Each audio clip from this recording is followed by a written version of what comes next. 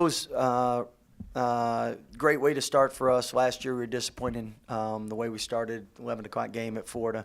And we take it very serious how we represent not only Baylor and Baylor Nation, but also the Big 12. So very pleased with being able to get a win early in the day for the Big 12. Scott, your bench, everybody who came off the bench really produced. How big was that? Huge, and every game we've won, it's been a team effort. I mean, different people contributing in different ways, and as a coach, it's a little trickier because you don't know whose day it is or whose night it is, and at the same time, the great thing, as long as they keep the team first, then they're cheering on each other, and it doesn't become an I thing, and that's why we've been winning too. Their coach came in and said that you guys just simply out rebounded them, and that was an emphasis of you, talking with your team before the game. Can you just talk a little bit about what you saw out there today?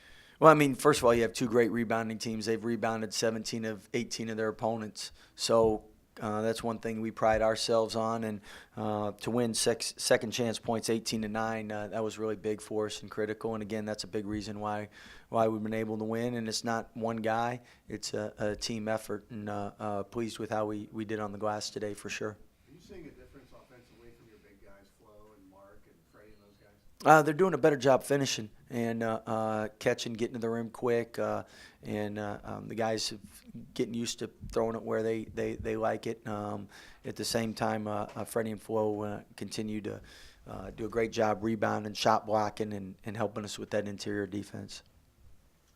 How much emphasis did y'all put on stopping Tyra Lewis, or at least trying to contain him? I actually put a lot of emphasis on all of them. So Petty was a big one from the standpoint he's coming off 30 points. Coming into the game, I think he was 18 for 46 from three, or 18 shooting 46% from three, 18 for 38 or something from three in conference. So we did a great job with him. Didn't do as good a job with Norris, but you take out Norris, and we really guarded the 3-point line well.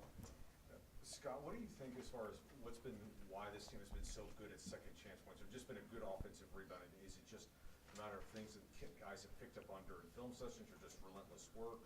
I think a lot of it's everyone has different strengths as a player, and we have a lot of toughness. And then credit the guys for putting out the effort and buying into that and executing that. So, but that toughness and not shying away from contact and rebounding's work. Sprinting on defenses work. Sprinting on offenses work, and our guys have put out the work on the rebounding side of things. You guys finally got in a game of chicken like this, you guys got the two big plays. You got the Flo block, and then, of course, the Devontae steal and layup. They're pretty much the deciding factors in this game. Is that how you saw it? Definitely two plays that that were huge. But again, in these close games, every play matters, and that's what we tell our guys. I mean, one or two possession games, every play matters. But those were big and critical when they happened for sure. Scott, you had Devontae in there. I mean, Butler was on the bench. Devontae was in there late, had the two big steals. I guess number one, why was Butler not out there, and did you just kind of see that? I'd like to tell you I knew Devontae was going to do what he did, but we just felt we got Jared out because we thought he was tired and needed to give him a break and rest, and then Devontae was doing well. And when you're doing well, sometimes you let it ride. And, I mean, that was a big-time finish by Devontae. It was a great steal, too. And that's again, part of the team. I mean, different guys all stepping up, contributing, and you can get teams that, hey, why aren't I in? And now they become selfish. And now when you don't have that team attitude and that positivity, you don't win. So, again, that's part of why we're winning right now. You also called his number on the inbounds play after he just missed a three, but he said that's like one of his favorite plays. Mm-hmm. We don't have to tell everybody that, but yeah. So I mean, one thing about Devontae is he's a really good shooter, and he doesn't miss. Some guys, when they miss, it gets in their head, and I think Devontae just keeps shooting, so you don't have to worry about one shot affecting him. Can you talk about your defense? I mean, obviously, if Makai's sitting out, you guys are always clicking on offense with a lot of new guys on the team playing with each other. Is it exceeding your expectations where you thought you all may be right now this evening? Well, I mean, I see the predictions like everybody else, and I saw the Big 12 predictions, and based on how many new players, having only 3 returning lettermen, which was the fewest in the Power 5. You understand why you were predicted and picked where you're at, but that's why you play the game too, because who's ever predicted to win or should win doesn't always win. And you can't measure someone's heart. You can't measure how people are going to play for each other and how much they're going to care and how they're going to work and how they're going to develop during the year, and who's going to be able to go to class and get rest and focus on winning, and who's going to enjoy the social life of college. So it's kind of like the NBA. They try to decide who they can pay money to and not have them worry about getting out of shape and enjoying the money rather than staying on the grind and then getting better.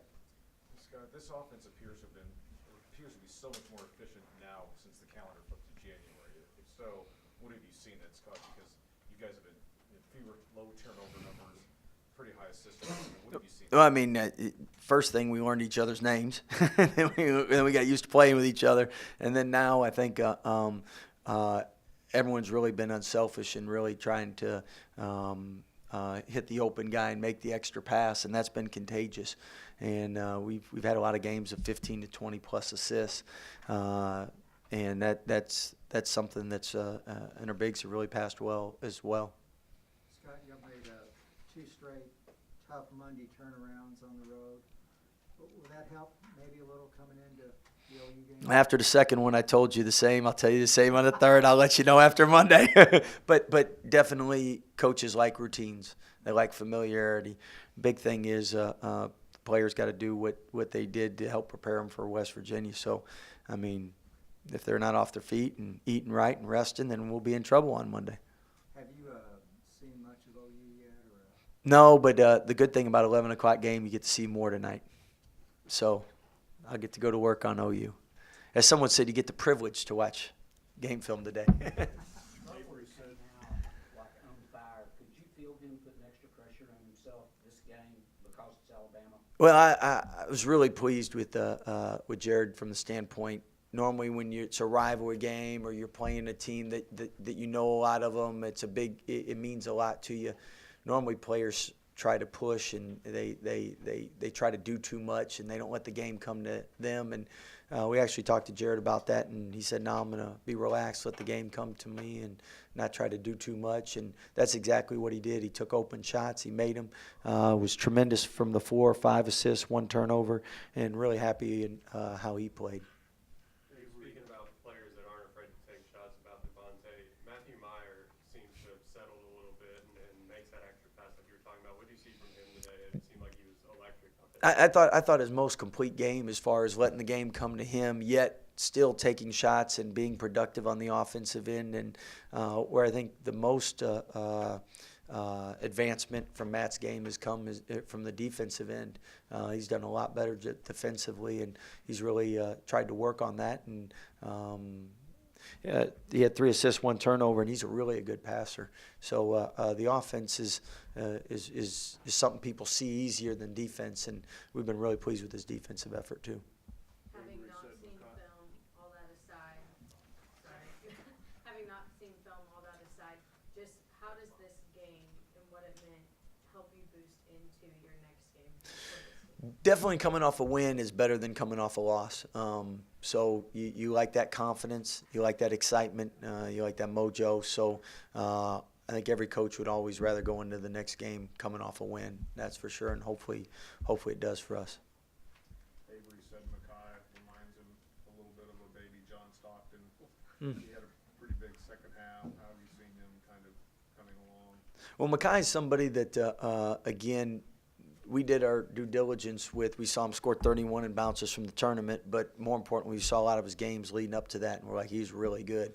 And after 2 years of not being able to compete, but except for 1 game, I mean, he lost some athleticism, he lost some timing and some rust. And to me, getting injured again right before our first game and missing the first 3 games, it's taken him the month of December to really start to get back to what he's capable of doing. And I think, knock on wood and a lot of prayers, hopefully he stays healthy, because February will be better than January, because the one thing is he's more athletic than he's been able to show, and he's been very well and he's very effective. But athletically, he's really talented and gifted, and I think he'll show more of that too the more confidence he gets.